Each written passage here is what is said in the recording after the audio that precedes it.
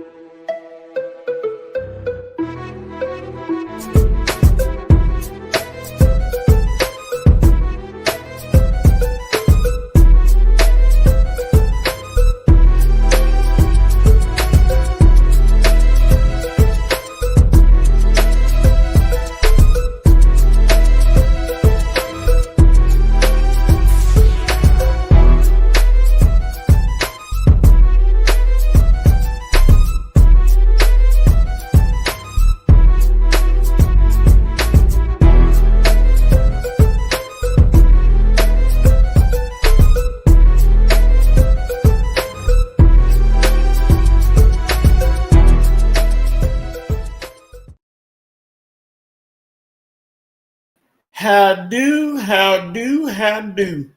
Welcome to the Red and Red Sports Show. We are here and we are live. Today's topics, we got a bunch of topics. A lot of stuff happened in the world of sports yesterday and the week. You got the Shedeur debut or debut, whatever you want to call it. You got college football going crazy. Pro football, nobody wants to win the title. Looks like everybody's beating each other up. You got all kind of different maneuvers around. Then we got some games today that's going to decide finally the entrance into the college football playoff. And we ain't gonna waste any more time. Let's get it started. Red and Red Sports Show featuring Coach. All at you. What's going on, everybody? Welcome to another episode of the Red and Rev Sports Show. Coach is coming to you live from the ATL Show. Giving you real sports talk because we are real sports fans. So we're real sports athletes who have what, Coach? Real sports knowledge. Sports knowledge. So hang out with your boys, Coach and the Rev on the East Coast in Coatesville, Pennsylvania, for episode 400. That's 400 of the Red and Rev Sports Show.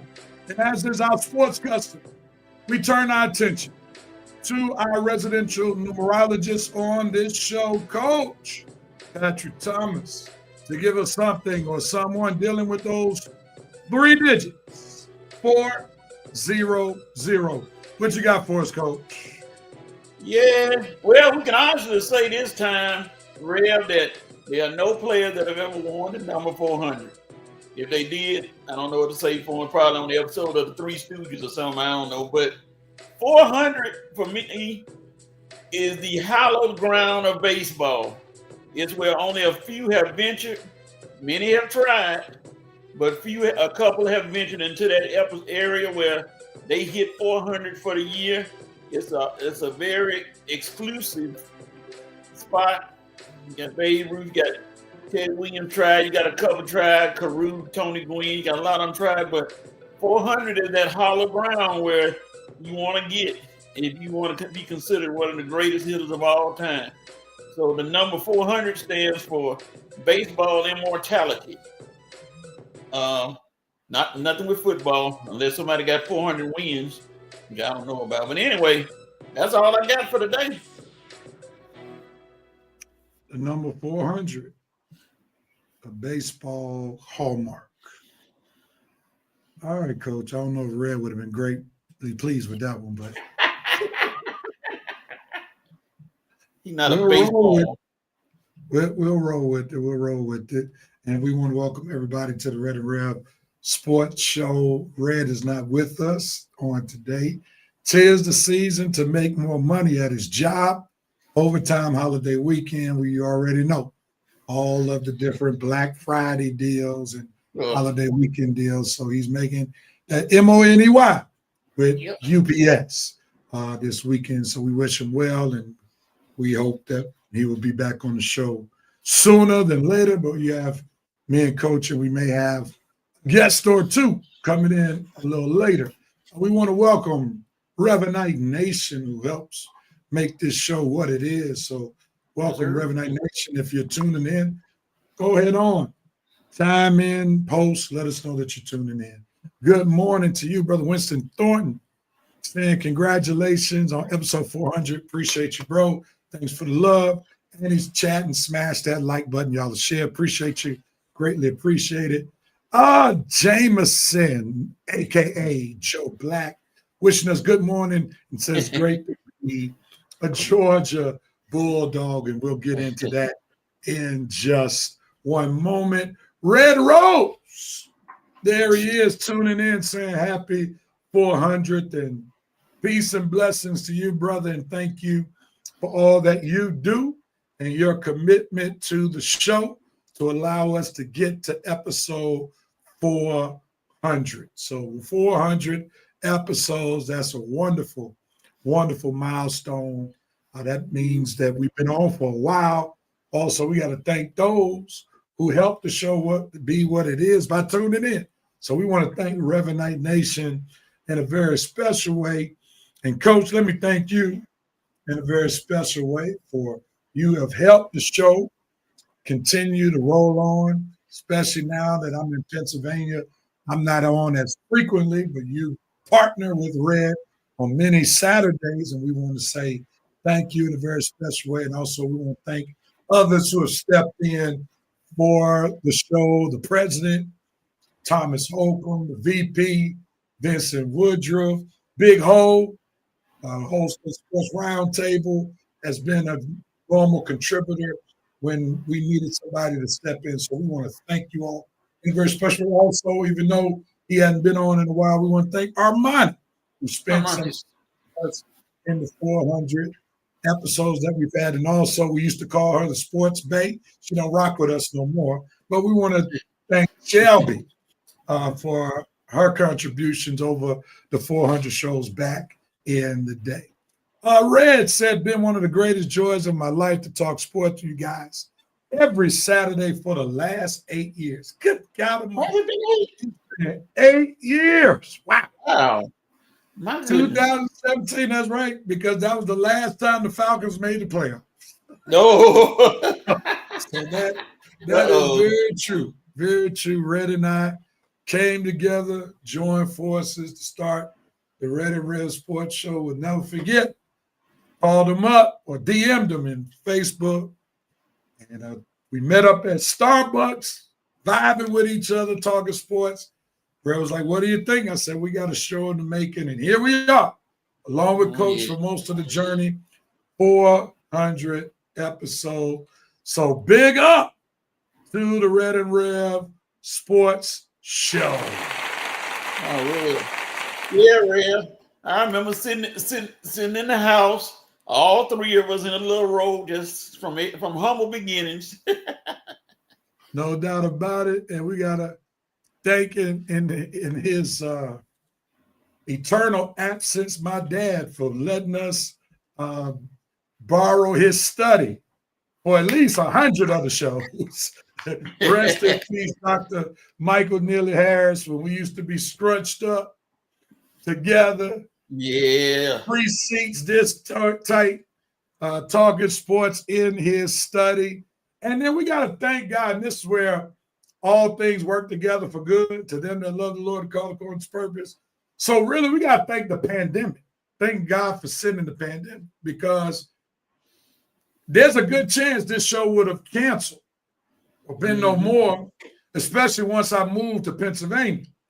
But before I moved, we started doing the show by way of Zoom and ultimately turned into StreamYard. And this is why now, no matter where we live or where we are, we can do the show. So we got to thank God for sending the pandemic to let us know that we can still do the show in a different form and we can save some gas and time in the process. So we got to give it up for God. Got to give it up for God. And in the pandemic our way so that we can still be on the air no matter where we are. And to help us with episode 400, we got somebody coming who's been a great contributor to our show. Drum roll, please. We welcome Horace. What's happening? What's happening? What's up, Ho? What's happening, man? Listen, I didn't know I was gonna wake up to a sermon this morning. Hey, listen, we gotta show our gratitude before we talk sports for episode 400. As Rand alluded to, we've been doing this show now for 8 years, since January of 2017. And here it is, the bad news, Ho. That's the last time the Falcons made the playoffs. Yeah, well, yeah. So y'all could be the jinx. No. Well, no, we helped them. We started the show right before the playoffs in January when they were making that magical run. They beat the Seattle Seahawks when Wilson was still good. And then we just thought we'd be celebrating the Super Bowl. And then we experienced one of the worst episodes ever when we had to come back and talk about that debacle where they gave up that 28-3 lead. But nevertheless, man, we appreciate you, bro, for joining us in this ride and also including us in various episodes of your show on the Sports Roundtable on Wednesday nights. Absolutely. Well, congratulations on 400. Sports Roundtable had 450 episodes the past Wednesday. So dope, we man. Ride. We ride. That's what's up, man. And despite how large or few we may have as listeners, the main thing to get to this milestone is commitment, dedication, and passion. And consistency. And consistency. Yeah. Absolutely. You got to have consistency, man. Now, you may know this more than anything, but consistency is a form of faith. No doubt about it. Yeah. No doubt about it. Just figured I'd throw some of that spirit. Since we're in an amen mode, I figured I'd just throw some of that in there as well. I appreciate it. I appreciate it. Red getting all he can in from Revenant Nation Day. Special shout out to everyone who has helped our show to become the show it is. Thanks and love to everyone. Much appreciated. Big ups to you, Red, for sharing that. Joe Black said, thank you guys for great content, even the USC. I hate Joe Black. You ain't won no title yet now. Don't get out of line. You haven't won a title yet. The VP's in the building, slamming down the gavel to begin another fire session of the Red and Rev Sports Show, Revenant Nation Rise Up. Thank you, VP. Appreciate it. Red laughing at something that was said. The VP said, won't he do it? Yeah, for sure, for sure. Mm-hmm. God is definitely good, no doubt about it. Winston Thor says, so it's this show my fault my Falcons can't get right. See, you threw that in the atmosphere, Harsh. Oh, we're going to have to debunk that statement, trying to say we're the jinx. All right. The VP doping on Sports Roundtable on their milestone, and the VP was in your amen corner hole. Preach on that, Harsh. All right, let's jump into this bad boy. Y'all know how we start this thing with our normal dope, nope, and cope moments for the respective week. Matter of fact, before we jump into that, let's like and share if you haven't already done so. Like and share this broadcast. As I say to my church family each week, I dare not ask you to do something that I'm not willing to do. So I'm going on my personal Facebook page, and I'm going to the Red and Rev Sports Show to share this broadcast on my personal Facebook page. Also, I have a page called the Sports Rev. So I'm going to do the same thing, share this broadcast on that page as well. So if you haven't already done so, please, ma'am, please, sir, like and share this broadcast. Who knows, your share may lead somebody to be a part of the Revenant Nation on Saturday mornings at 10:30. All right, here we go. Coach, what are you doping on, sir? I'm doping on one LSU Lady Tigers who seem to let everybody know they putting their stamp on this thing. They have scored 100 points for 7 straight games, and that's odd for women. Not odd for women, but that's a milestone for women scoring that many points. So big up to the LSU Lady Tigers and Crazy Kim Markey. Excellent, absolutely excellent. Oh, what are you doping on, sir? I'm doping on super agent Jimmy Sexton. He got Lane Kiffin out here chasing. They got teams chasing Lane Kiffin like he done won like 3 or 4 titles, and he's only basically won 10 games for 3 straight years. But based on what the media says, he's up with trying to get close to 90 to 100 million, and he hadn't even won a championship yet. So Jimmy Sexton, who is the super agent for all the SEC coaches like Kirby Smart, Nick Saban, and Lane Kiffin and Sarkisian as well. So I'm doping on Jimmy Sexton for being a super agent, because he got this agent thing in the chokehold right now. Winning. I got a dope on the Georgia Bulldogs in a roundabout way, making another presence in the SEC championship. They needed some help to get to the SEC championship, and who knew it? The team that they destroyed the week before helped them get to the SEC championship by beating their in-state rival, Texas A&M, to send them to the SEC championship. And now we await the Auburn-Alabama game to see who they'll be playing in next week's SEC championship game. If Auburn wins, Ole Miss goes. We don't know if Lane Kiffin will be their coach. If Alabama wins, they'll play Alabama again. And will Kirby Smart get over the Alabama hump? Inquiring minds would want to know. So big ups to Georgia getting back to the SEC championship. Oh, yeah. Oh, what do you, sir? Then I'm noping on the fact that I'm trying to. I thought I had it, but let me go back to my phone and think and look at it.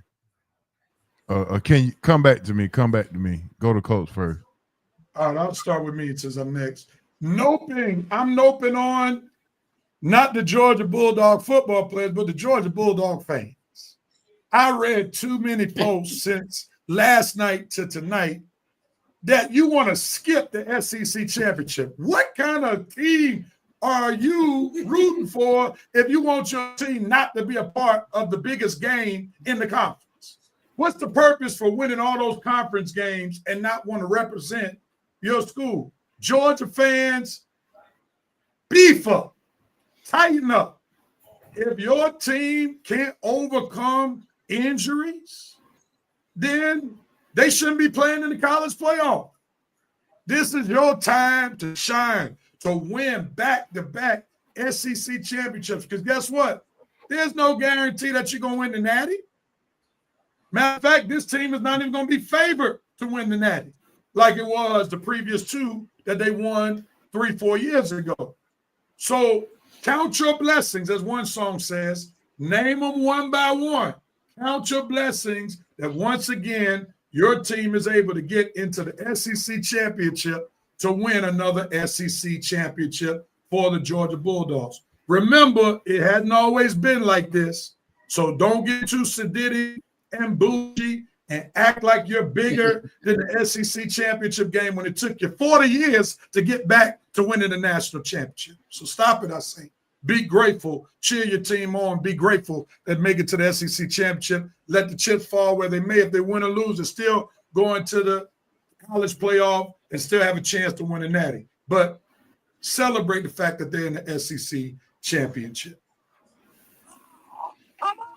You ready, Hope? Yeah, I'm ready now. Go. Yes, sir. I'm noping on the inconsistency of the Atlanta Hawks. You lose to the Washington Wizards, the worst team in the league or the worst record in the league, and then you beat somebody like Cleveland in the cup. With Trae Young, without Trae Young, it doesn't matter. You're still inconsistent. So, Hawks, you got to tighten up and be a little more consistent in winning and beat the teams that you need to beat instead of losing to those teams. So I'm noping on the Hawks. You got kidding. Coach, what are you noping on, sir? I'm noping on the time-honored sport of fantasy football. I'm in a pick'em league, and so far I am 0-4. Everybody I picked lost. Then my guys that's supposed to be playing hurt. So I basically this is a wash season. I will be retiring soon from fantasy football until 2028. I will be in the transfer portal trying to find a team that can actually get me near some wins. So I just like fantasy football. That's my note.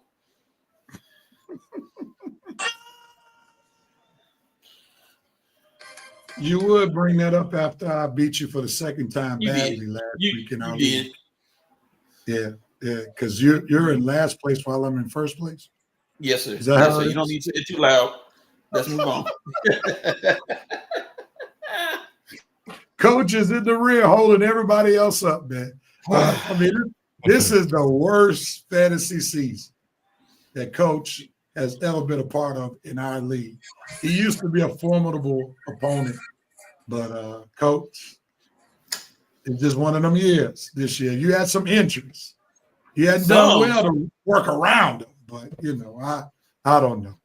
But we won't harp on that anymore. Let me move on to this Coach moment, and y'all pray for me because I got some sports ministry work to do around these parts because I am in Pennsylvania, and as you probably know, their football team on the east side of Pennsylvania is struggling.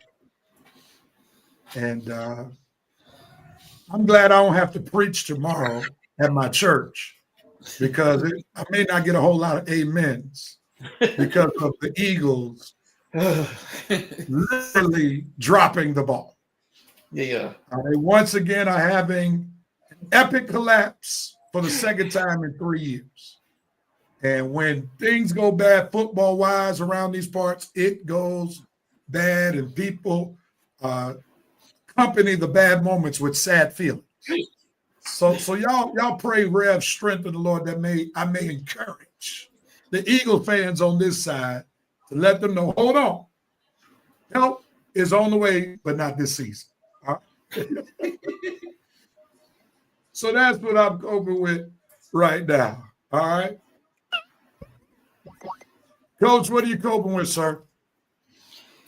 Well, I'm coping with the fact that by some, I'm gonna get in that car with you and ride with you on the Philadelphia Eagles. Philadelphia, y'all were talked about it. I mean, former Super Bowl, current Super Bowl champions until you get knocked out. All the hype machine was on, and y'all look like a last place team. And DeAndre Swift just butchered you yesterday. And the other guy, whatever his name, nobody ever heard of him. He ran for over 100 yards. So I'm coping with you, Nick Sirianni, Saquon Barkley, AJ Brown, all y'all. Y'all mess around and let the Cowboys catch y'all. It'll be a cataclysmic day in sports. Very.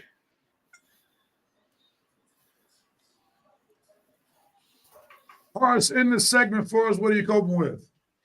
I'm coping with my Atlanta Falcons. A year ago, they said we didn't have Raheem said that we was a quarterback away.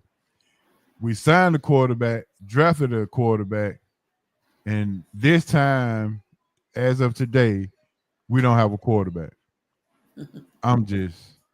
So we're back in the same situation that we were before Raheem got here. We don't know who our quarterback will be or going to be. So I'm coping with the fact that the Falcons do not have a quarterback because Michael Penix is going to be out now 18 months, and we're not sure what we're going to do with Kurt. I mean, he signed to a contract, but, I mean, is that the guy that we really want to be our quarterback? If it was, then why did we draft Penix? Let me get it right before Coach start pulling out something. But, I'm coping with the fact that we still don't have a quarterback, a consistent quarterback. So that's what I'm coping with.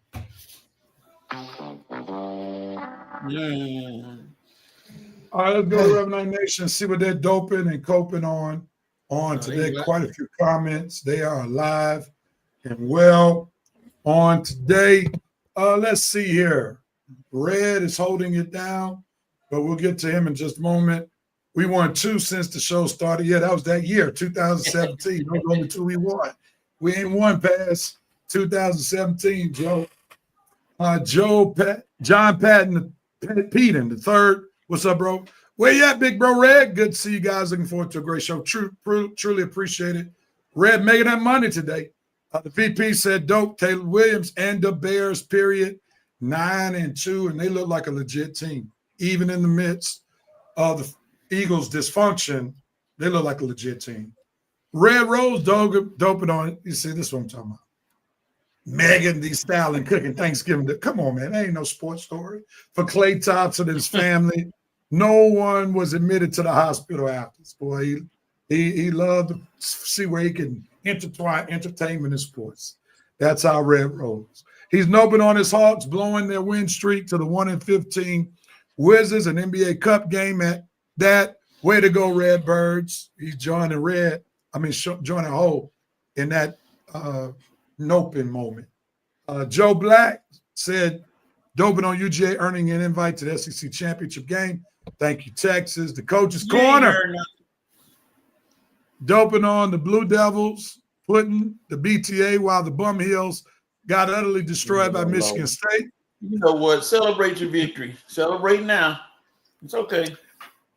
Winston doping on the Red and Red Sports Show. Keep lining up and knocking down great episodes for 8 years. Straight show other content creators how to do it. Thank you, man. Appreciate the love and appreciate the support.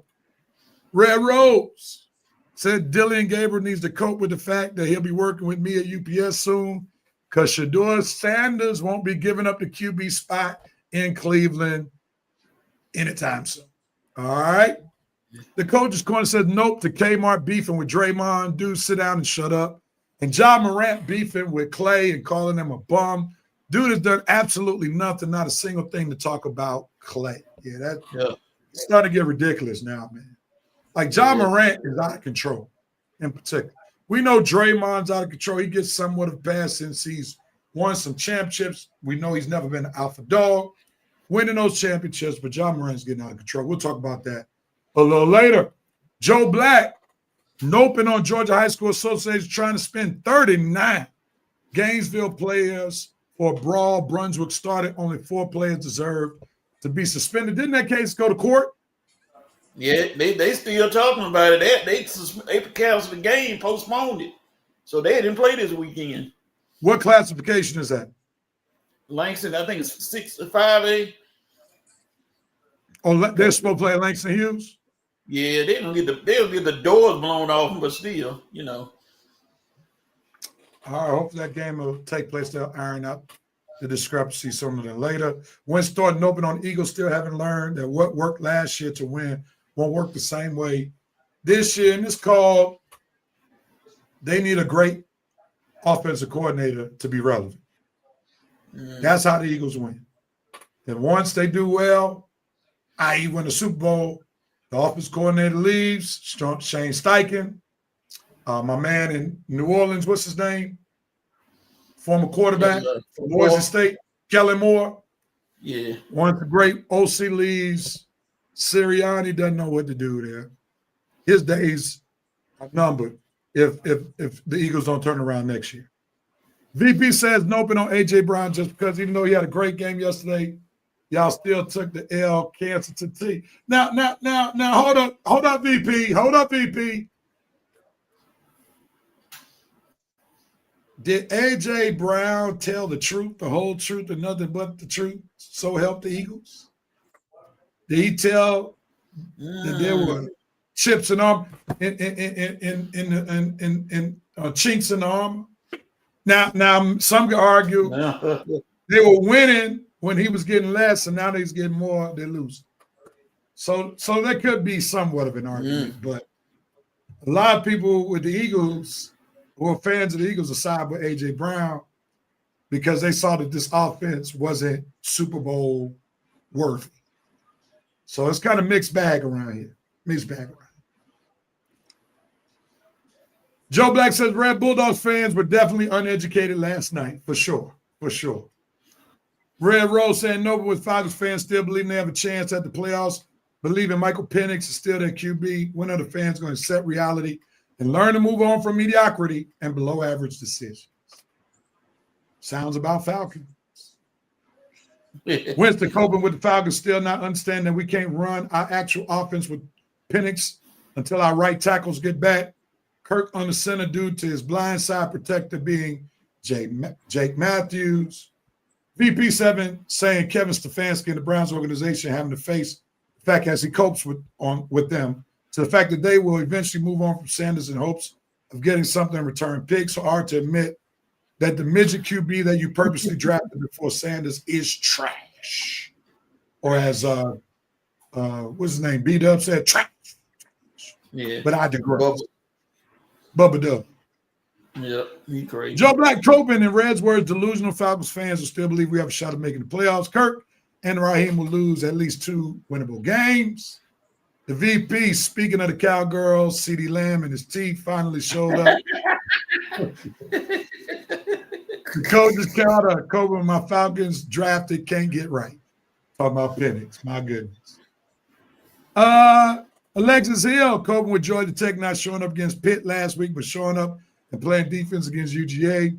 We could have been in the ACC championship game if we played like that against Pitt. Come on, great Georgia Tech, some grace. They're just getting back around to being respectable, so they're not used to the every week grind of winning right now. But Brent Key is doing a phenomenal job, bringing Georgia Tech back to some type of national relevance. Penix is only going to be out 9 months. Where did you get 18? It's an ACL injury, not an Achilles. Oh, he got to have full reconstruction surgery. Now, it was first thought that it was going to be 9 months, but full reconstruction means that he's going to be out of some extra time. So it's 18 months now. Check it out. Huh? I got you. I just say you got to check it out and see. Oh, okay. So basically you're saying it's times 2. Yeah. 9 months is regular, but since it's full, it's 9 times 2. The bone bruise caused the bone bruise that he had when he missed the first game was the initiator of the full reconstruction. Gotcha. All So right. now it's full reconstruction now. All right. VP says AJ Brown needs to keep family business behind closed doors, though. He's acting like a ninja. Right. See, like we got to go back to a discussion we had a few weeks ago when I was last on the air, VP. You got to remember, man, this dude trying to get paid. He doesn't get stats, he won't make $30 million again. You got to remember, when it's time for a contract, they're going to sit up there and look at the stats, and say, Ms. AJ, you see your stats compared to Jamar Chase and others? And then they're going to say, no, we ain't paying you no $30 million. So it's kind of like a mixed bag. It's tough. What's up, Mr. Prime Minister? Season greetings to you. Maurice throwing doping on Coach Spo, winning his 800 game on Wednesday. Eric Spoelstra still doing it. All right. Maurice Thorne open on Georgia Tech. They dropped the ball against the Bulldogs. Y'all ACC folk are really hoping for that upset. I got you. Winston Thorne says full reconstruction is 9 months. Burrow had a full knee reconstruction with ACL, MCL, PCL, and meniscus, and it took 9 months. A. Peterson had full ACL reconstruction and took 9 months. We're gonna let y'all at home talk about this reconstruction at another day. All right. Yes. The reality is we know that Penix is not going to be ready the rest of this season, and most likely a good portion of next season, if at all next season. So we'll just leave it right there. So the slurp fest of Arch Manning during last night's game, I had to put the game on mute. Now, come on now, Mr. Prime Minister. Come on, man. People were ragging Arch Manning left and right. We have to admit he's been playing good football the past month. People are seeing the intangibles that he brings to the table. Is he all that he was hyped up to be? Probably not. Is he as bad as people tried to make him to be? Probably not. Is he somewhere in between? Probably so, more so on the better side in the in-between rather than the trash side. So we got to give him his props. He's been playing good football, and as much as his name has been dragged in the mud, we got to at least give him some props. That 35-yard TD run was pretty impressive. Come on now. Yeah. Dr. Understand we talking about his personal stats. He's going about it the wrong way. Out in the team in public doesn't seem prudent. Hey, he still won the lottery. He gets paid a ton of money to play a kid's game. Go fix your brain. All right. I got you.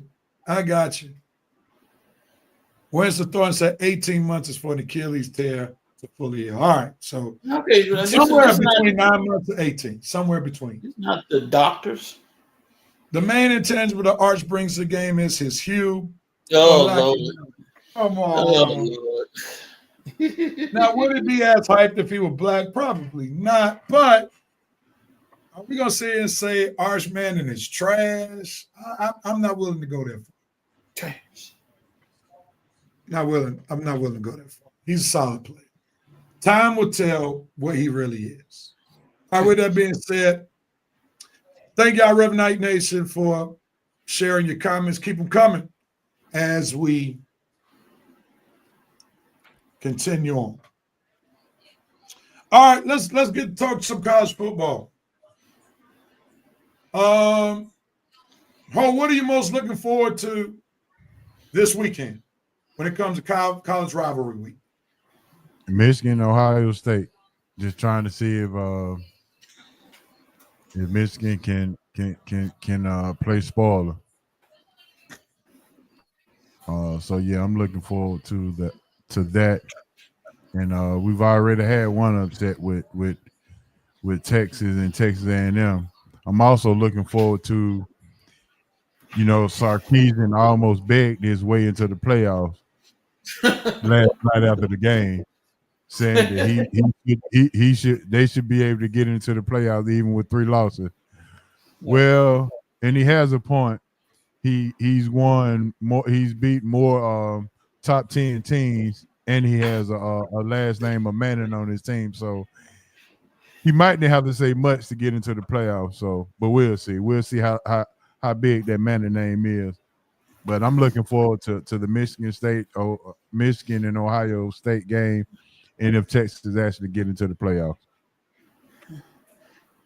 Coach, what's your rivalry week thoughts? All right, or looking forward to? What are you looking forward to? Steve Sarkisian. Shut up. You lost to Florida. Don't be trying to beg your way in. You lost to Florida. Don't try to forget about that loss. So don't be trying to beg your way in with 3 losses. Just stay on the outside and go play in the Cotton Bowl or the Reynolds Wrap Bowl or one of them. You had a good season. You beat Texas A&M, but you lost to Florida. Whoop-de-doo. I'm just looking to see if Jeremiah Love is going to break some college football records tonight. He's on pace to do it. He get a couple more touchdowns and some more yards. He's my Heisman Trophy winner. All right. Let's see. VP said, I didn't call him trash. He high. Where's the thought said Arch is starting to redeem himself. He's nowhere near what they were hyping to be. That's fair. The VP said the Wolvies will be hunting Buckeye seeds. They're hoping to put the Buckeyes into a barrel of scorns. Michigan for the upset. And if that takes place, chaos. There are going to be a lot of upset people in Columbus, Ohio. Chaos. And some folk may even call for Ryan O'Day's job. Yeah, they're going to tell him. Like, let's talk about this real quickly, and then we'll get into these games. We know that some rivalries are more intense than others. It could be argued that the Michigan-Ohio State game is the most hated rivalry between the two schools.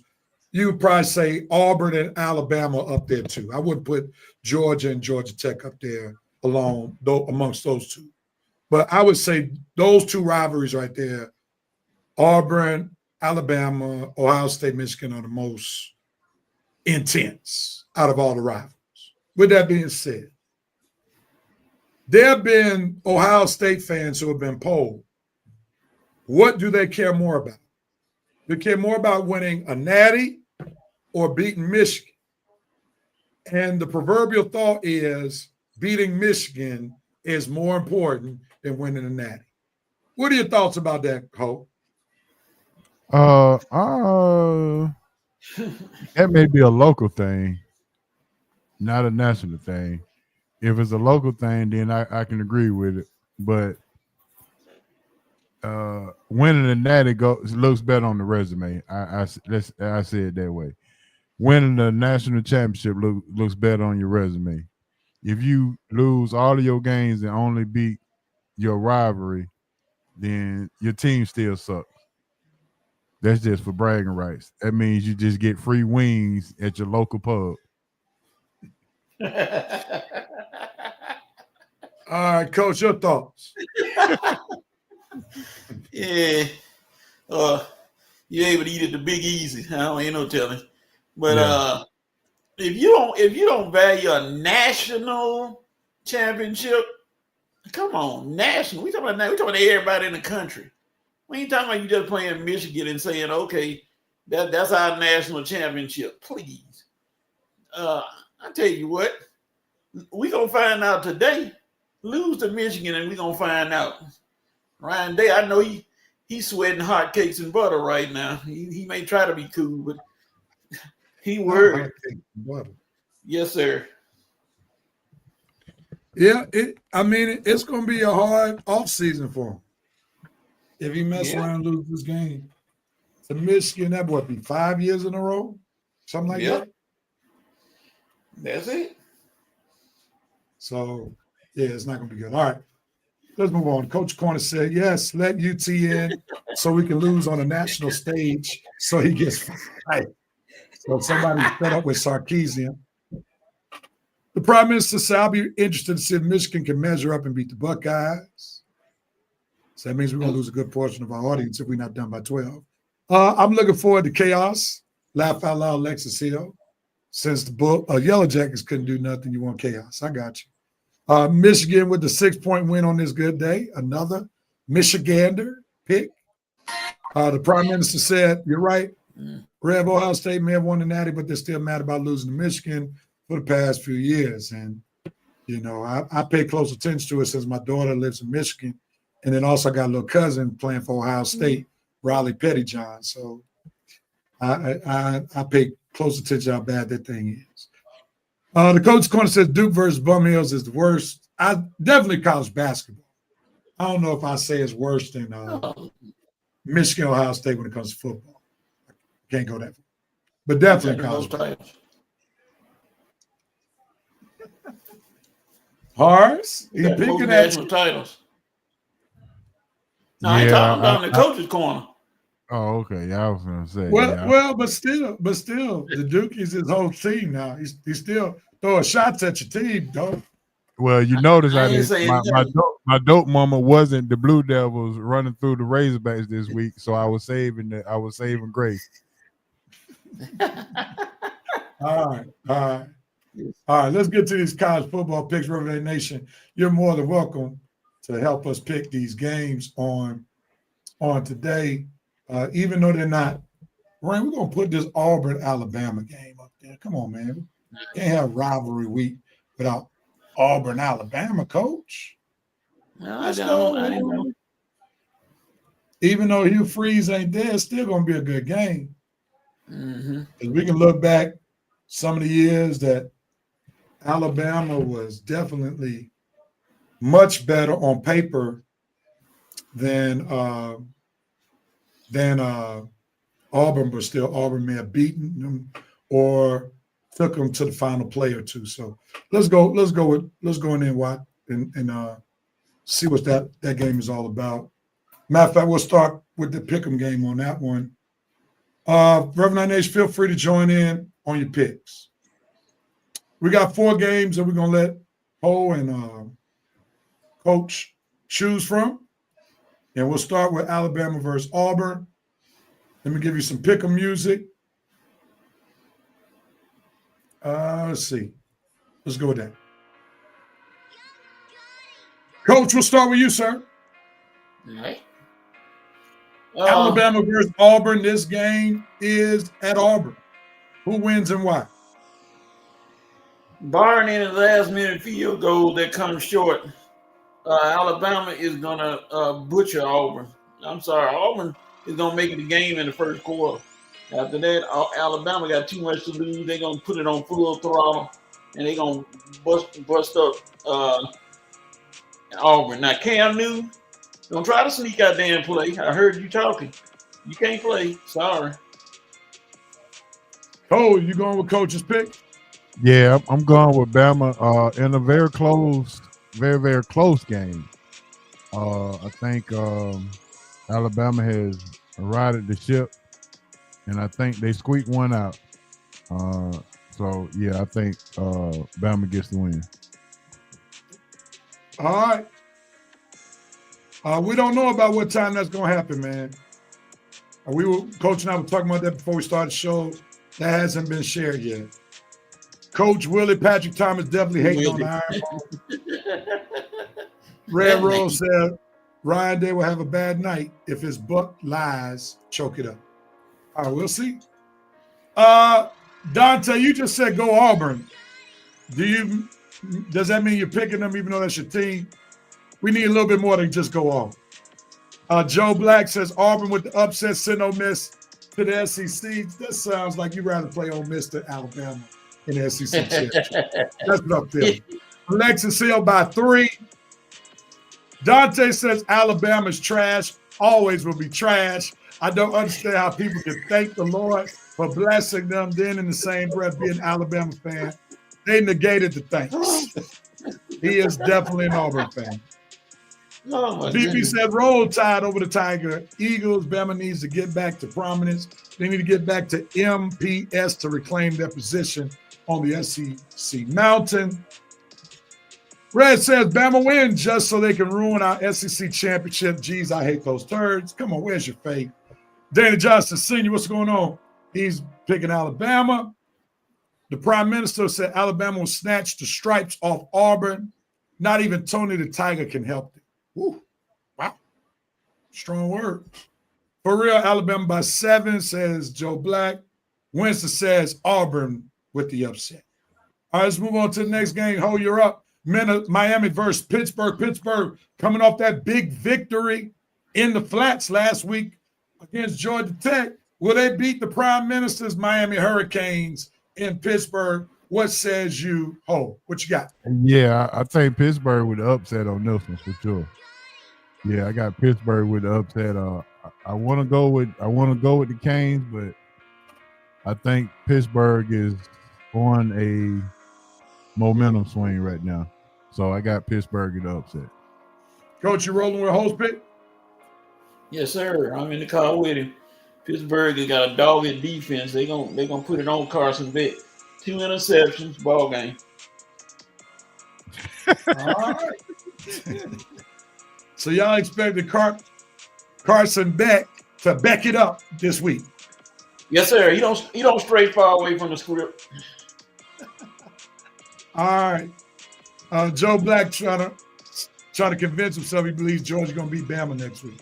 I got you. I hope that happens. Wisdom says Pitt in the upset. Beck backs it up with 3 INTs. Alexis Hill has Pitt.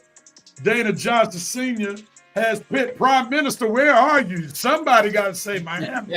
Now, I know you're not going to let it go without saying Miami. Are you still tuning in to the show? Because we got nothing but Pitt upset right now. Have you seen the Prime Minister? Tell me, have you seen him? Goodness gracious. All right, here we go. Red Rose says Carson Beck throws another 3 or 4 INT. And then you lose it. Joe Black said Pitt wins by 7. Carson Beck throws 4, a fourth quarter pick, a pick 6 See that? at that. No, The VP no says there will be a category 8 rolling through the Steel City. There we go, Prime Minister. Stand up. Everybody else choosing your team to lose. Let's go, Canes. We got this. It'll be close, though. Woo, that doesn't sound too confident with that last line. It'll be close, though. That's his way to say if they lose. But at least I said it'll be close. Hey, Reb, I just got a text, and somebody texted me and said, you must not realize how many fights that went on Thanksgiving in the state of Alabama yesterday because they were trying to choose the side. Yeah, man. Yeah, football is the religion. I got a lot of friends in Huntsville, Alabama in particular, and some in Birmingham. And it's real talk that they start like trying to put you on a side when you're a child. Like you got to share your allegiance to either Alabama or Auburn when you're a child. That's crazy. Like I don't understand how Auburn and Alabama people, like you got a all Alabama or Auburn male marries one who's on the opposite side. I don't know how they do it because that rivalry is all throughout the state of Alabama. Yeah. Ain't no wiggle room. Everybody got to make a choice. It's like choose you this day who you gonna root for in Alabama once you're able to talk. It's crazy. You got to be careful what color you wear to Thanksgiving dinner in Alabama. Yeah, that food might come out not the best if you choose the wrong team, depending on whose house. Yeah, oh boy, yes, sir. Whose house you in and what side they're on. So you definitely got to be careful. Who would have thought this would be a rivalry? And big ups to Vanderbilt's coach, doing a phenomenal job. Vanderbilt versus Tennessee. Vanderbilt is the higher ranked team. That's crazy. Unbelievable. Never would have thought this would be a thing. Coach, who you got, man? Vanderbilt or Tennessee? Tennessee. I know my cousin watching Hamp. I'm sorry. Glad you had a good meal and you did a lot of good things. But Vanderbilt, Diego Pavia is ready to finish off his Heisman campaign, and they're gonna beat Tennessee. Okay. That's what something in the comments really funny. Go ahead, Hope. Who you got, man? Vanderbilt, Tennessee. I'm going Vandy. I think coach is going to confirm why he just got paid by beating his rival and possibly getting the consideration for playoff talk as well. Wow. Okay. All right. Let's go to some more comments. The VP said in the state of Alabama, it's like Hatfields and McCoys up in that trash state. He said, while I travel there, I keep a Roll Tide sticker to place on my wallet for when I pull out my license. That's actually smart. Just make sure you're not on the side of where Montgomery is, because that's more Auburn territory. So make sure you put an Auburn sticker in your wallet too if you go in that area, Tuskegee and Montgomery in that area. That might help you on that side of town. Vandy over Tennessee by 8, says Winston Thorne. Vandy will railroad Rocky Top by 3. Dana Johnson Sr. says Vandy's going to win this game. Wow. Joe Black says, in the words of Spurrier, you can't spell citrus without UT.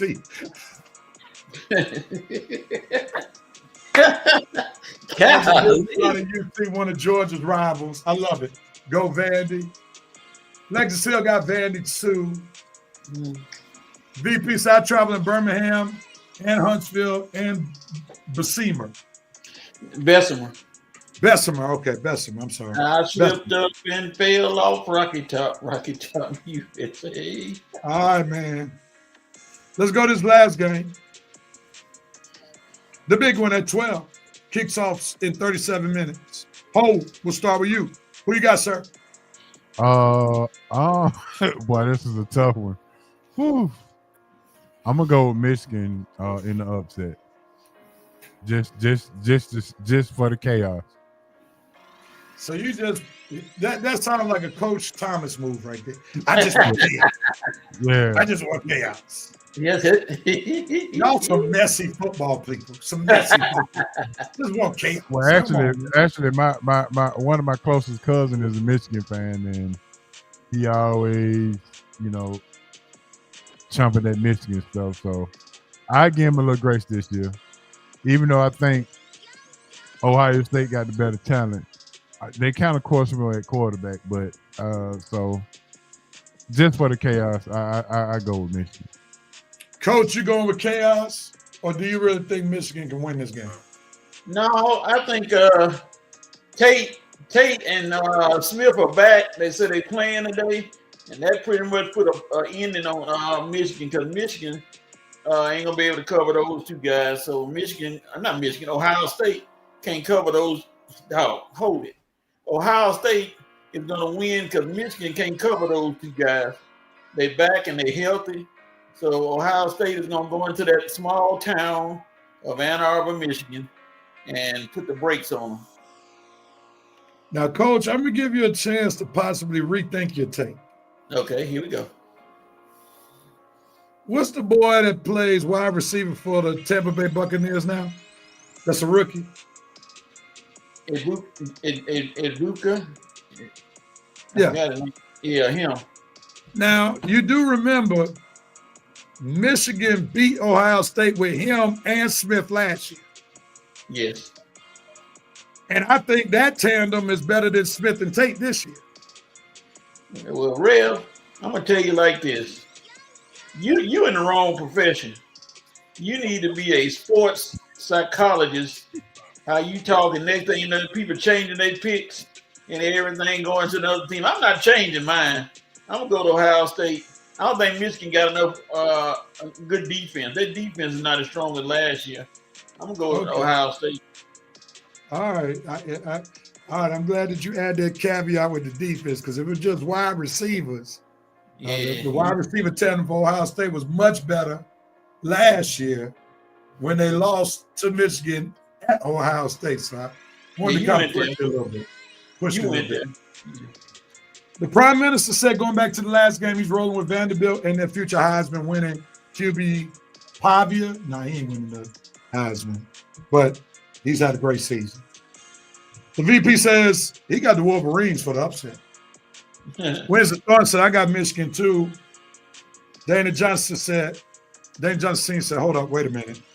Let's keep order in here. Ohio State wins. The VP says, in the words of President Thomas Holcomb, push. I smell Wolvies for the upset. Now, I'm going to see if his smelling gene is rubbed off on you. Okay. Because that's a strong statement when you start talking about I smell it. The Prime Minister says, let's go Michigan. They need something to smile about since the Lions lost on Thanksgiving. Shots fired. Okay. Alexis Hill, Michigan by 3 in the upset. Joe Black says, let's go with the brother. Go Michigan. The VP said, Reverend Dr. Rothstein, sports bet. Dr. Roth.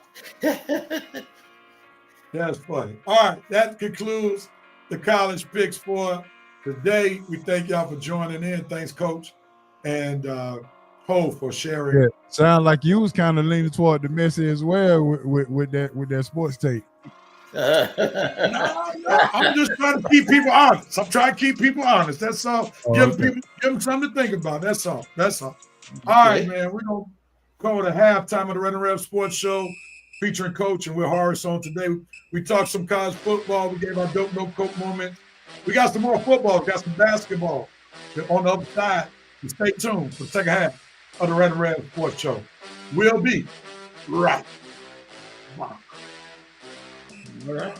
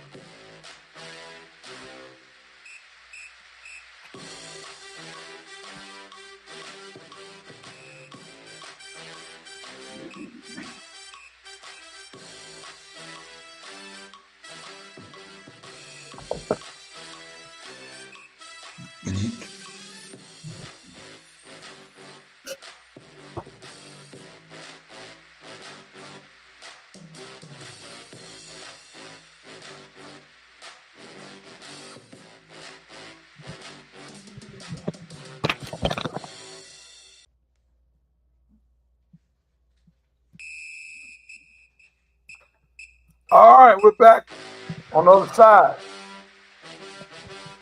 of the Red and Red Sports Show. Halftime is officially over. There we go. Oops, having some mic issues. I'm going to have to get one of them stands like Ho. Right Yeah. Microphone, man, because this thing be falling too much for my liking. But nevertheless, we're on the other side of halftime of the Red and Red Sports Show. Joe Black said, y'all forgot the best Thanksgiving rivalry, black college style, no doubt about it. The Bayou Classic going on today. Southern University, the alma mater of my daughter, plays Grambling State. And we're going to talk about Southern in just one moment. Matter of fact, let's get to this 5 for 5. And let's talk about Southern at the top of 5 for 5. Let's do it. So, VP,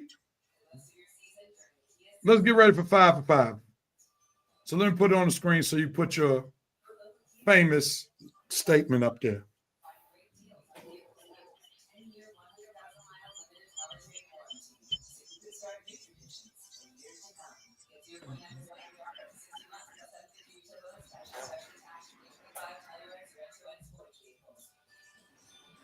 All right, let's do it. Cue the Lawrence. Cue the Lawrence. Now the congregation knows what to give the Reverend Dr. for Christmas. A mic stand for podcasting. I love it. I love Putting it. it out there. I love it. I love it. All right. Cue the Lunas. There it is. All right, we got 5 topics. Different sports. The panelists, which will be Coach and Ho, have 1 minute to talk about the topic at hand. 45 seconds solo. 15 seconds. Matter of fact, since Coach, you've been on Mannequin Challenge for the last 20 minutes. We got this one pose of you. I'll just time it with 1 minute. I'll just say 45 seconds for you because Wow. we don't want to see you in freeze mode the whole time. All right? But nevertheless, your sound is good, so we ain't going to mess with your sound. So don't worry about it. Sound is good. Let's do it.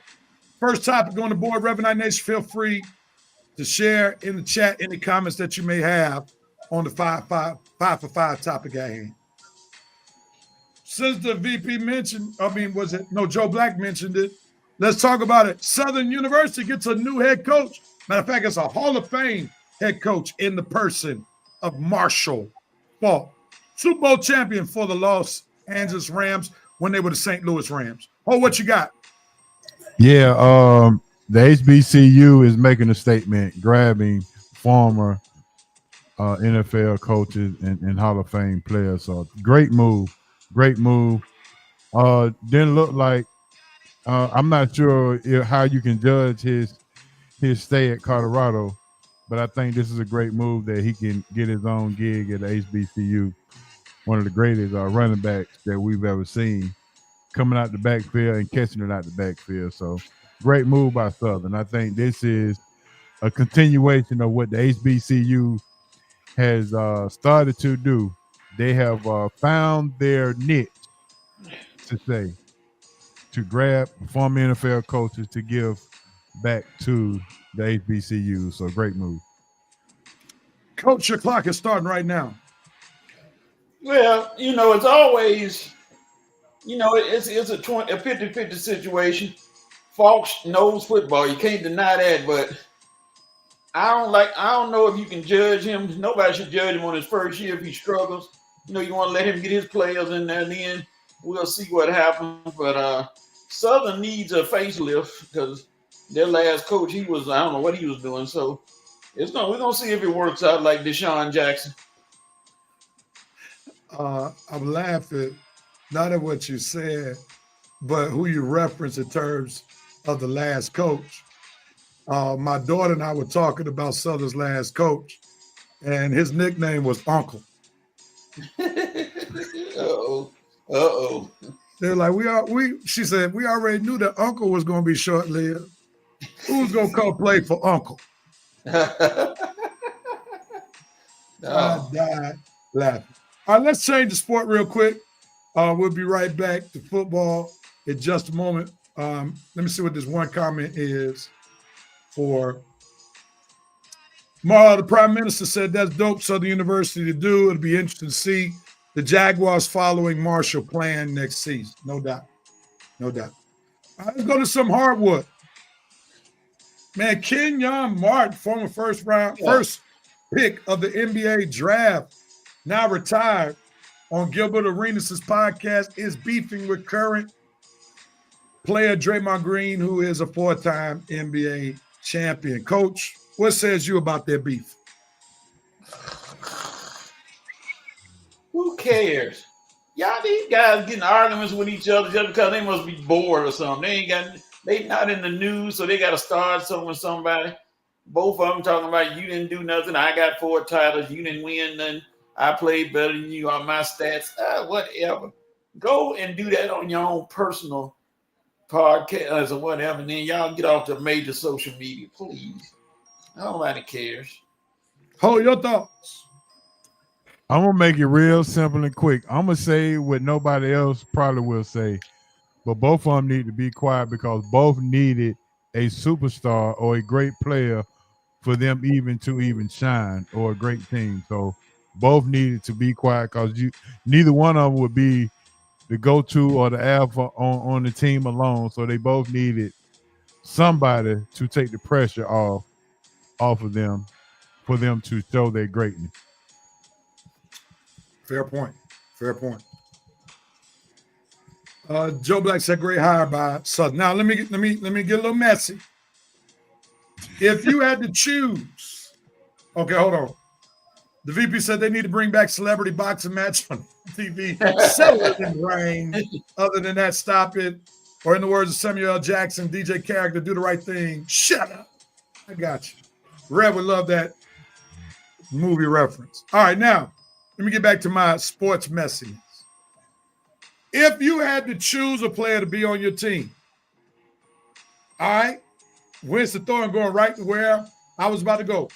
Are you choosing Kenyon or Draymond? Winston Thorne says Kenyon is a better player than Draymond. Draymond has accomplished due to the team. Kenyon has been the number one option on the team before. Draymond could never. So if you had to choose between Draymond in their prime and Kenyon in their prime, who you rolling with, Holt?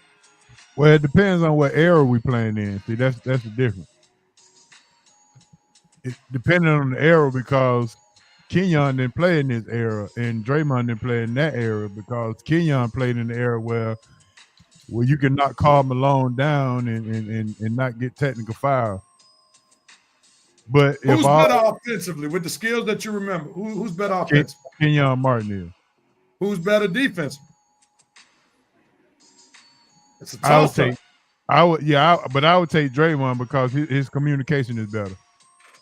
So you're relying on team defense because Draymond would get smashed. He can talk better. He can talk better. You know, Kenyon. He was a high flyer. Yeah, he was a high flyer. I mean, he's a good off the ball shot blocker or a weak side shot blocker. But Draymond has a better communication.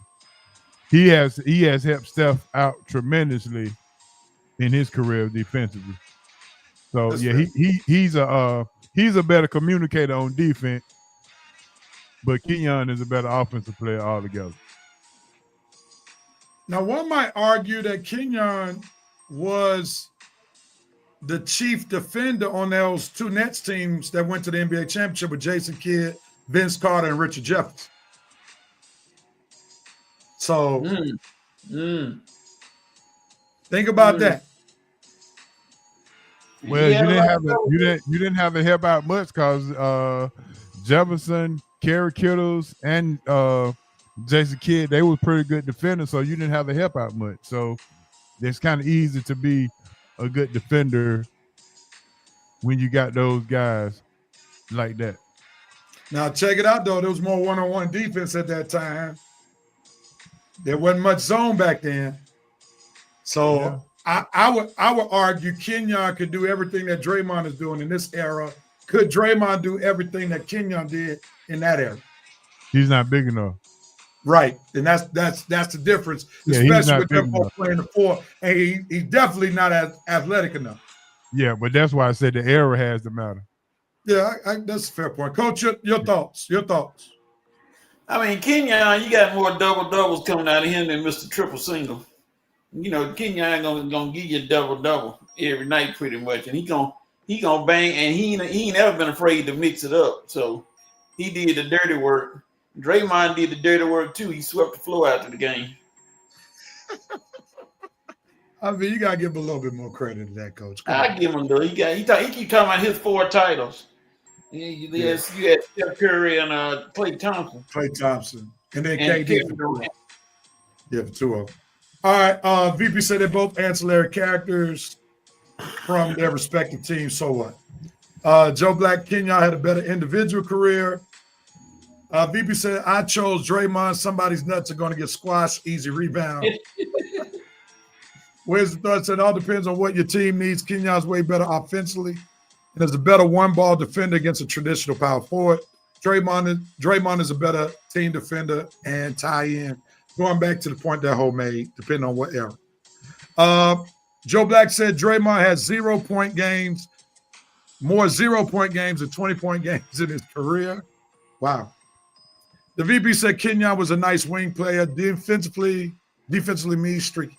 I don't know if you can say streaky. He might be better. He was better than streaky. All right, let's go on to the next one. Good conversation, though. The coach corner said when a good player is rings always come into play. So that would being said, Draymond is better. Come on, you can't say that. Yeah. Draymond got more rings than Charles Barkley. Are you gonna say Charles Barkley? Draymond's better than Charles Barkley? Come on now. Let's not do that. Can't. It all depends on who's on your team. And without Klay Thompson, every time we sing Klay and Steph down, Draymond ain't never willed no team to victory. We know that. He gets paid on how effective he is when Klay and Steph were on the court, not when they got off the court. Because if he got paid according to when they weren't off the court, he would not have made nearly the money that he's made. Matter of fact, last point on this, and we got to move on because we're well over 5 minutes. Do you play NBA 2K? And y'all play NBA 2K? I don't. Coach, I know you used to it. Not yet. I'm getting and it. And if you ever do a fantasy draft, which means that you put everybody in the draft and then you choose the players, and so therefore the regular players are not on the players are not on their regular teams. Without Klay and Steph, Draymond, without fail, loses money like after the year 2 or 3 and is out the league by year 4 if you play franchise mode. Because by himself, he's just pure trash. So I thought I'd throw that NBA 2K moment out there. Coach, is the NBA Cup working? What are your thoughts? It's a nice little novelty to break the monotony, but the cream rises to the top pretty much. Every now and then you'll get an upset or two, but the cream always pretty much rises to the top. They better come up with some kind of a Dixie cup or a coffee cup, something to stop the Oklahoma City Thunder, because I don't see no cup stopping them. That's an interesting play on cup, Coach. I just Yes. thought I'd throw that out there. Yes, sir. Paul, your thoughts on the NBA Cup? Is it working?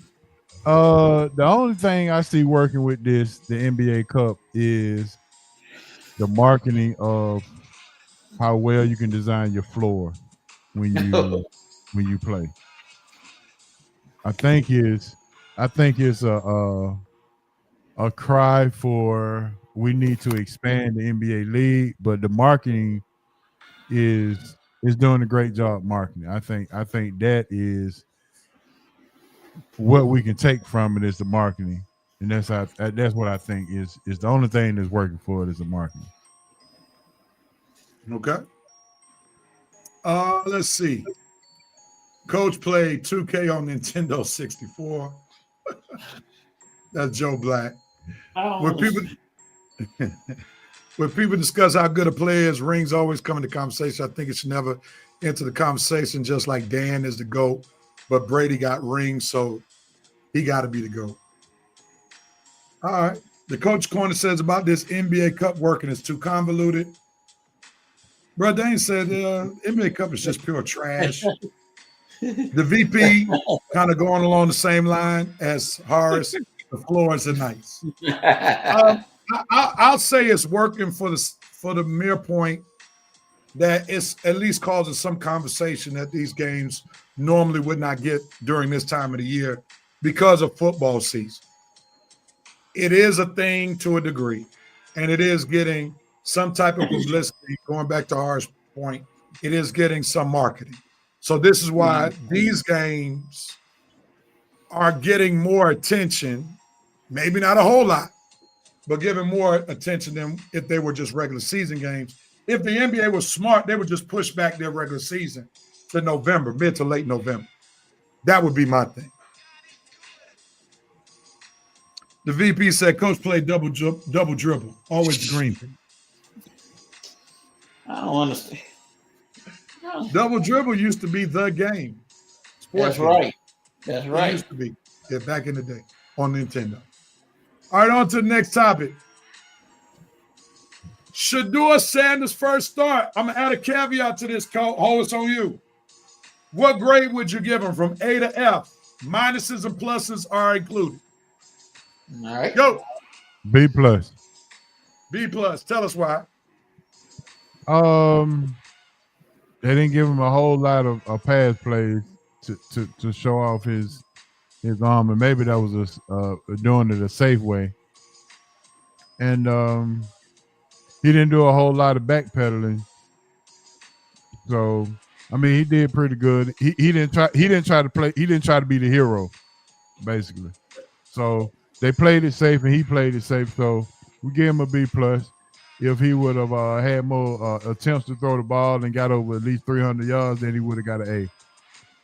But a B plus, he wasn't even in. They took him out to do and run a wildcat. That was kind of nutty as well. So B plus. B plus.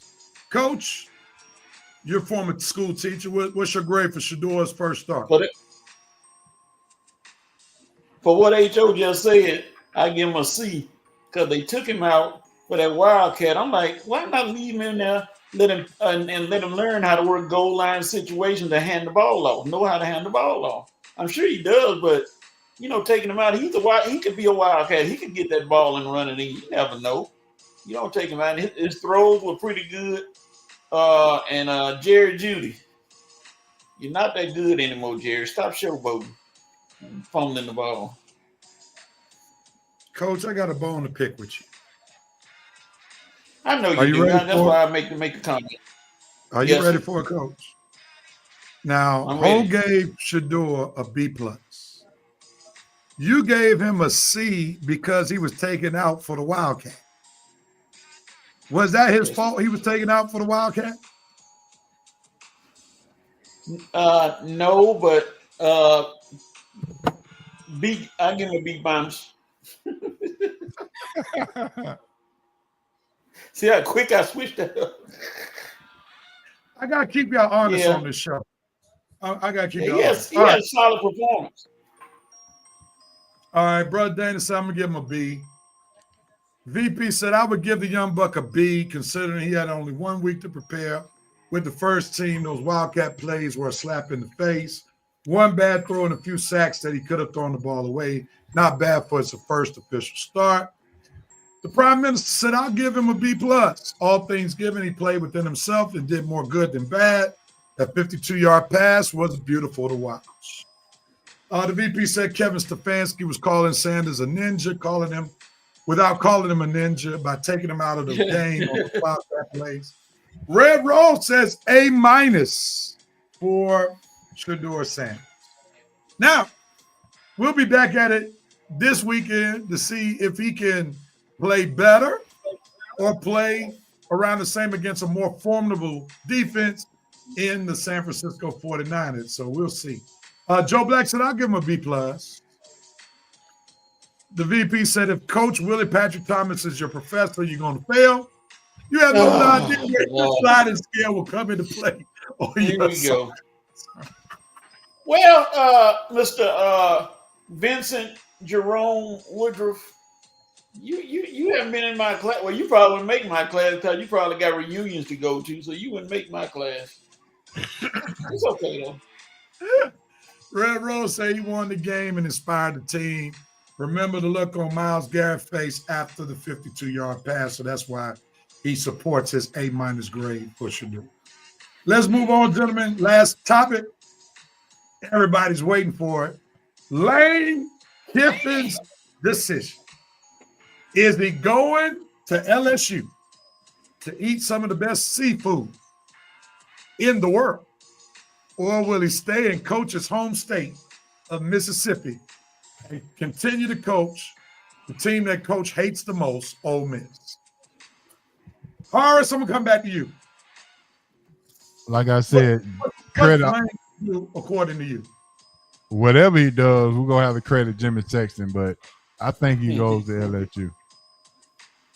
I think he leaves the great state of Mississippi and goes to LSU, go down to the Bayou, and get things stirred up. All right. Coach, will he stay in your home state or will he go to Louisiana? He was out there pumping his fist up. I don't know if that's the greatest show on earth.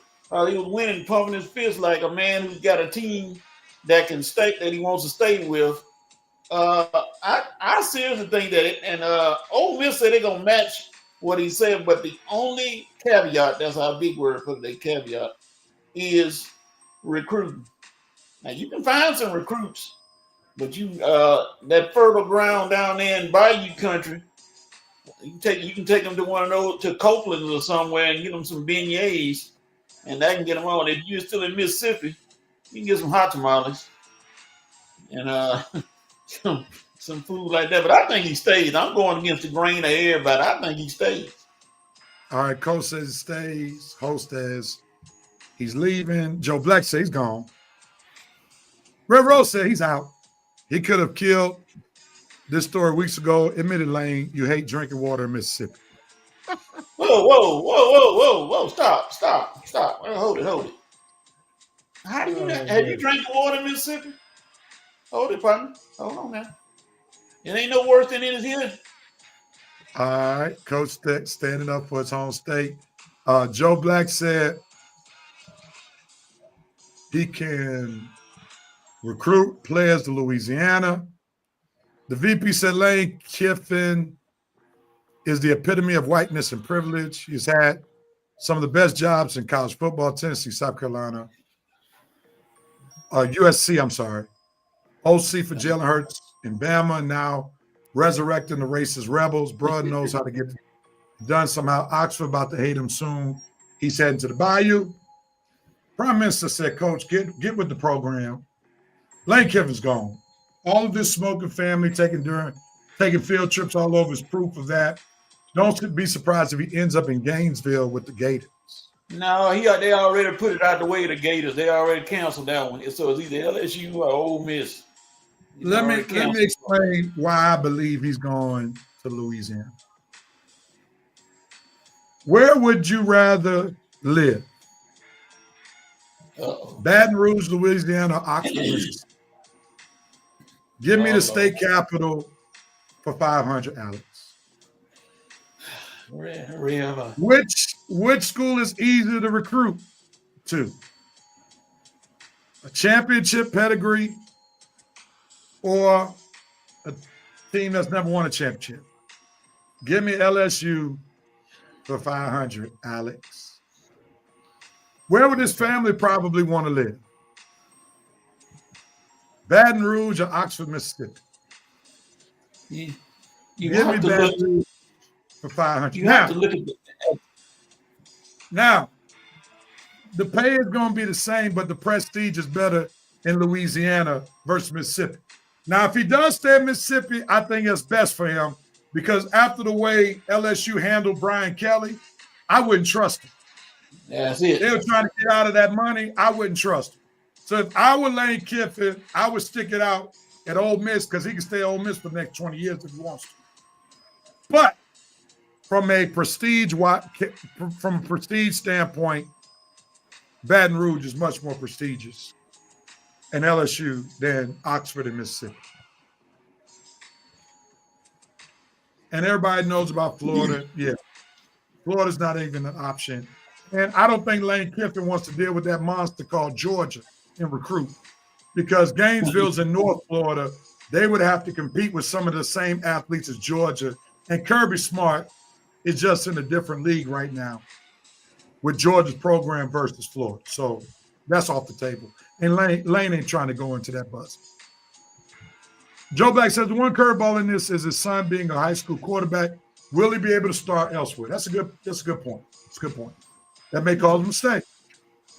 Kiffin trades in corn dogs for crawfish. Sounds like a win-win for him. He better stay in Oxford. All right, we'll see what happens. Whoa, corn dogs. What the? Coach, he misrepresenting your state. Yeah, corn dogs. Okay. He might be using it more metaphorically, Coach. Uh-oh, I know you don't like that either, referring to people from Mississippi as corn dogs either. That's school word, metaphorically. All right. VP said if he goes to LSU, I would advise him to speak his normal language and not try to get Duolingo to speak that backwoods Bayou speak. Yeah. That was what did Brian Kelly in from the start. All right. That concludes 5 for 5. We move on to the NFL. Some of the NFL's already taken place this past week. We know wasn't too good for the Detroit Lions as they came up short against the Green Bay Packers. It's not looking too good for my team, the Kansas City Chiefs. They came up short in Dallas. Dallas playing phenomenal football. Got 2 number 1 wide receivers on the ends. George Pickens, CeeDee Lamb showed up, showed out. Then Baltimore. Lamar Jackson has not been in his best form since he's returned back from the injury list. They fall short as Joe Burrow returns back to the Cincinnati Bengals, and they beat them pretty handedly in Baltimore on Thanksgiving. And then the Philadelphia debacle happened last night in the winds of Philadelphia, where they got beat against the Chicago Bears, solidifying that the Bears are back. And as the Chicago Bears fans would say, bear down. Any quick thoughts about the football that has already taken place on this Thanksgiving Day holiday? Oh, we'll start with you. Yeah. I feel bad. My barber is a Kansas City fan as well, and he cut my hair. But I was trying to cheer him up. But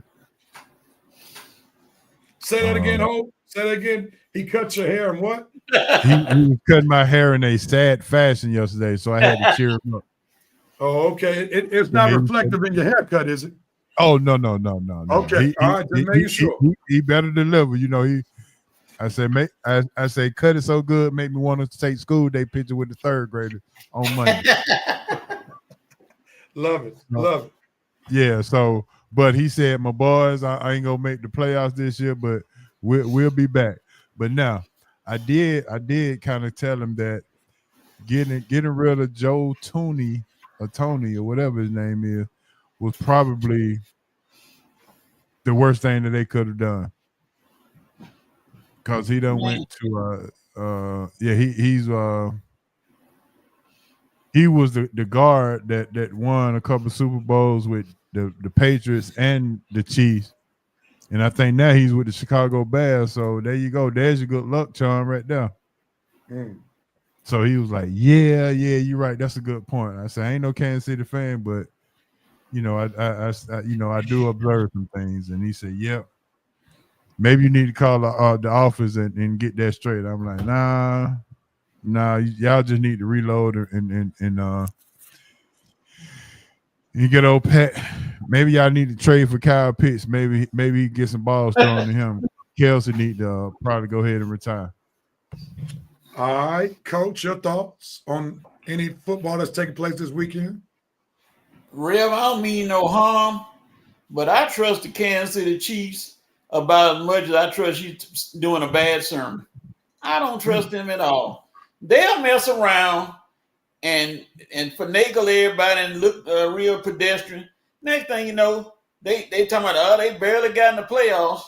Then you start seeing the red coming off the other team's uniforms, and there they go. They walking everybody down and beating everybody, even though people said it's not the team, but they still got weapons. And until it says 0-0-0 and that announcer says Kansas City has been eliminated, I don't trust them. So you don't trust them not making the playoffs? No. I think they're going to make it. All right. Since y'all been talking about my team, I'm just give 2 things. I still think they have a chance. Their next 5 games are winnable. They play San Diego. I think they can beat San Diego. Denver's going to be difficult, but they got them at home.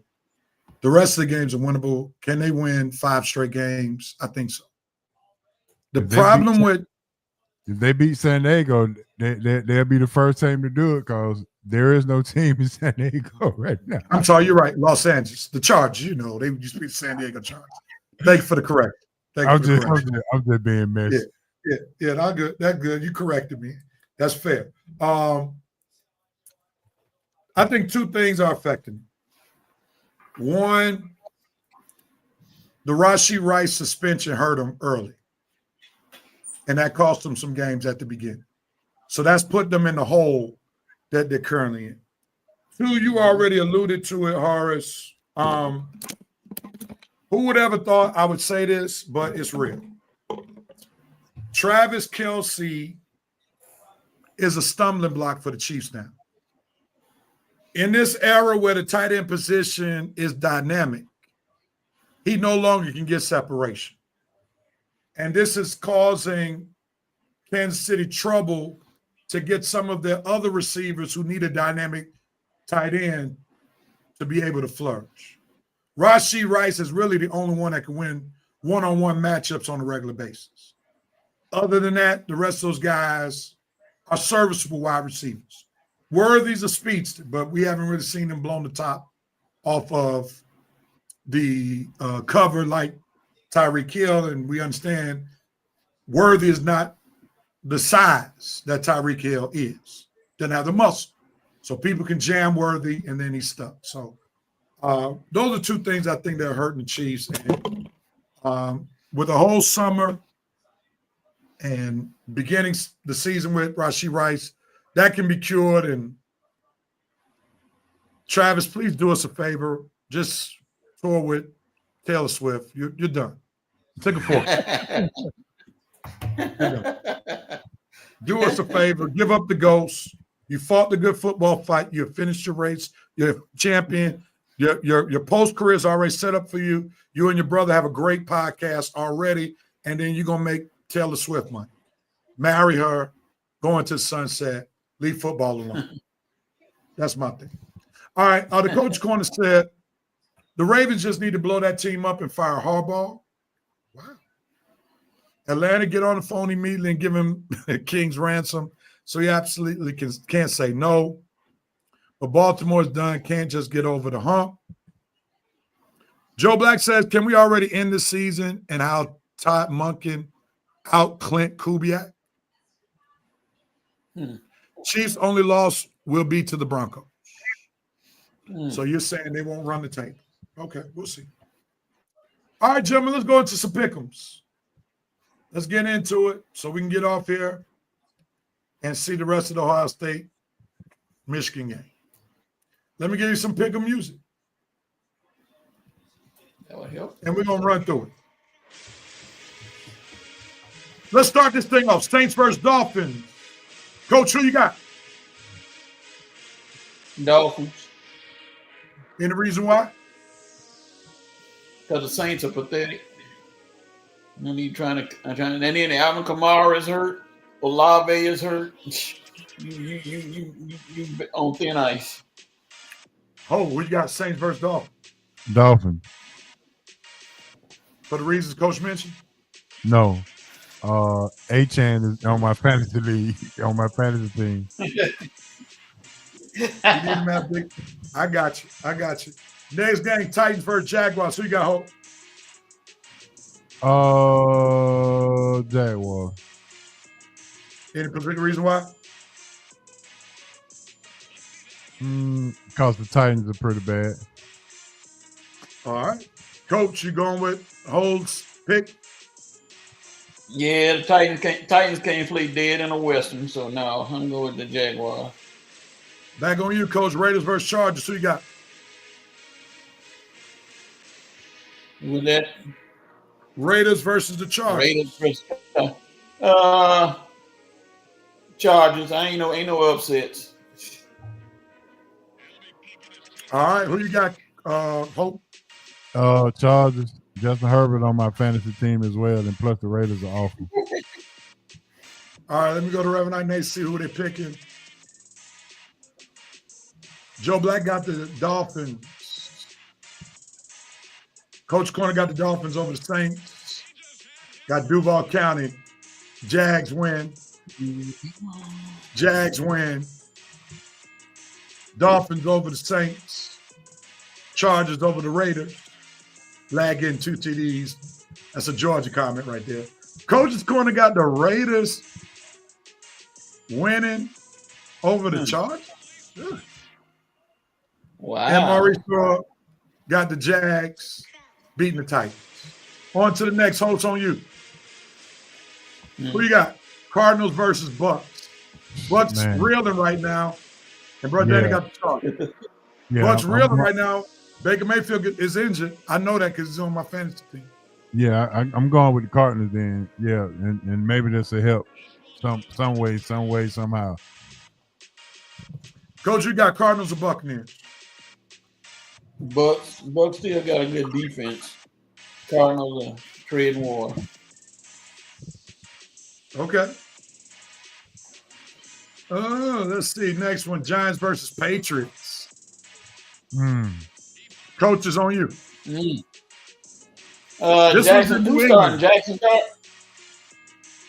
Jackson Dart is back, huh? Yeah, Dart start. Well, if it was Jameis Winston, I'd say Giants. I'm going with the Patriots. Yeah, I'm going with the Patriots. And y'all do remember the Patriots are the number one team in the AFC right now. Yeah. Yeah, that's true. But we're on you, man. 49ers versus the Browns. Brock Purdy versus Shedeur Sanders.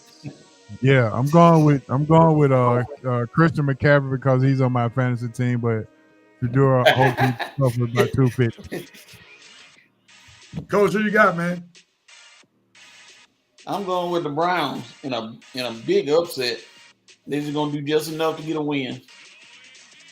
I think they actually beat the Browns. The Browns beat the 49ers last year, if memory serves me correctly. All right. Okay. Joe Black got the Cardinals over the Buccaneers. Coach Corner got the Cards. Harrison coming back. Lex Hill said, no, not too fast. Give me the Bucks. Maurice Thrower, the Prime Minister, got Arizona. They've been playing better as of late. He got them winning. Mayor's him. Coach Corner got the Pats over the Giants. Joe Black said, I hate the Pats, but they're going to win. Maurice Thrower got the Patriots. Lex Hill got the Patriots. Let's go Sanders, Browns, and upset Browns over the 49ers. That's what Joe Black said. Coach Corner said, nah, come on, man. Stop that foolishness. 49ers over the Browns. Winston said, nah, let's stir up that foolishness. I got the Browns over the 49ers. Maurice Thrower said Cleveland with the dub. No argument. On to the next. What you got, man? Vikings versus Seahawks. Who you got? Seahawks at home. Sam Darnold gets back. He gets back in this rhythm. All right, Coach, who you got? Justin Jefferson is getting his package get together, ready to find a new team. Seahawks. All right, man. C.J. Stroud suiting up this weekend for the Texans. I just picked him up on fantasy. He's playing against the Colts, where Daniel Jones, it was revealed that he has a broken tibia, but he's still trying to play. So, who we got, man? The Texans. Any reason why? The reasons you said. Appreciate the update. My pleasure. Anything to help the team. Coach, who you got? Texas versus Colts. Colts on a free fall. Texans. All right, the free for all. On you, Coach, again. Rams versus Panthers. The Panthers coming off that bad loss last week. Rams coming off an impressive win. Who are you rolling with? The Rams on a mission. Rams. Who you got, Hope? Yep. MVP Matt Stafford. Going with the Rams. Let's see who Alexis Hill said That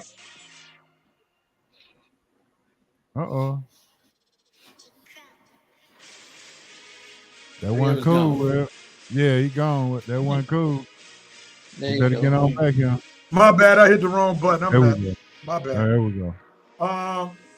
Maurice Thrower said 49ers going to beat the Browns. Y'all stop that foolishness. Seahawks over the Vikings says Winston Thorne. Coach Corner says Sea Chickens. Coach Corner got the Texans over the Colts. Sam Darnold gives the I told you so look. I'm here, right? Yeah. There he is. With Trump. Coach, you got a delayed reaction over there. Okay. All right, let me go back. Here we go. I'm good. Maurice Thor got the Texans over the Colts. Joe Black says Texans need the Colts to lose. Rams versus Panthers. Joe Black said, give me those Rams. Coach Corner's Rams gonna blow the doors off the kid. Rams big time, says the Prime Minister. Lex Seals got the Rams as well. Rams All might right, let's be go the to the lucky next set week. of games. Who we got here? Broncos versus Commanders. Coach, who you rolling with? Commander's still struggling. We're going with the No Jayden Broncos. Daniels. Broncos. Who you got? Yep, Hope? Broncos. And what did you say before you came to me? No who? No Jayden Daniels. Yeah, Broncos defense Defense. is official. Yeah, Yeah, it is they official. defense is official. It's the real deal. As a Chief fan, Yeah. I know it. Oh, your boys playing the New York Jets in New Jersey. Still Yeah, don't like hopefully. it. Yeah, hopefully we get a win. And even though I don't like this, well, anyway, yeah, Falcons win. Falcons win. Coach, you joining the Falcons declaration? Yes, sir. Falcons win. Falcons win. Last game, coaches on you. Tell us why your Steelers are going to bounce back from last week's loss and beat the Bills. Aaron Rodgers is back, and the two tackles for the Buffalo, the two bookends, both of them are out. So that's going to should help the pass rush. I don't know if it will, but they better try to exploit it. I'm going to go with the Steelers. Oh, you riding that Steeler train? Yeah, I'm riding the Steelers train. Mr. Ben Gay is back, so yeah. plus the Bills, not because he's back, but the Bills just playing awful right now. But I hope James Cook go for about 100 and some yards because he's on my fantasy. All right, we all about that fantasy. Like playoffs time is coming up for fantasy soon. So we got Oh, you. your boys getting fancy love. Maurice Thor got the Denver Broncos over the Commanders. Alexis Hill got the Falcons over the Jets. Coach Corn said Broncos, but don't say it loud because my family here and they'll put me out. So you up in the DC area, in Aria. Joe Black says Broncos gonna beat the Commanders. The Prime Minister said Atlanta in a snooze over the Jets. Alexis Hill said Bills gonna get those Steelers. Coach Corner said Falcons over the Jets. Coach Corner said Bills got Steelers. Prime Minister said the Bills over the Steelers. Joe Black going out on the deep end, talking about 14 points. Falcons over the Jets. Joe Black said, Coach, I'm with you, man. The Steelers gonna beat the Bills. So time with them. That ends our pick'em for this week. We're getting ready to put a bow on this show. Show 400. Thank y'all so much for tuning in. And as we conclude our episode, who has the right to do what, when, where, and how? All right, some start with you, man. Who got the right to do what, when, where, how? Atlanta Falcons, you have the right to finally continue on a consistent win streak. You see how play action work when you go up under center, so please continue that. Do not try to outsmart yourself and do things that you haven't been doing, and don't try to be too cute. Get them under center, Fake it to Bijan and let's throw down the middle of the field. Simple as that. Let's get it right. All right, Coach, who has the right to do what, when, where, and how? NFL players and college players, you have the right to pull your doggone pants down and stop wearing them like shorts. You gonna get a knee torn up or something with them pants up so high. Y'all don't realize that's not safe. You better pull them pants. You're not wearing biking shorts. That look ridiculous out there, some of y'all. And it's the big dudes that wear the little dudes. So get them pants down and protect yourself. First play of the game, Michigan runs for 40 yards and already almost in the red zone. Uh-oh. We'll see it together in just a minute. Chiefs, you have the right to get your football lives together. You need to at least make the playoffs. Not making the playoffs is unacceptable. So you have the right to prepare once you get back in office on Monday for a 5-game winning streak to be 11-6 going into the playoffs and still being one of the scariest 11-6 teams, will be a wild card team to take the field once playoff time begins. All right, we want to thank y'all for being with us for 400 episodes. Thank you to Hope for joining us for episode 400 and many other episodes prior to episode 400. Coach, you in the black, but your voice was shining despite being in the black. So thanks so much. You know what? You know why he's in the black? Why is that? Because Duke is having a blackout on Tuesday night. And Oh, oh Lord. yes, sir. Cameron Boozer, baby. Let's go. Cameron Boozer is a force to be reckoned with. The coach's corner said, Mr. Boozer Jr., you have the right to take the necessary step to command the team. Just score about 5 points and command the team. Yeah. All right, everybody, thank y'all so much.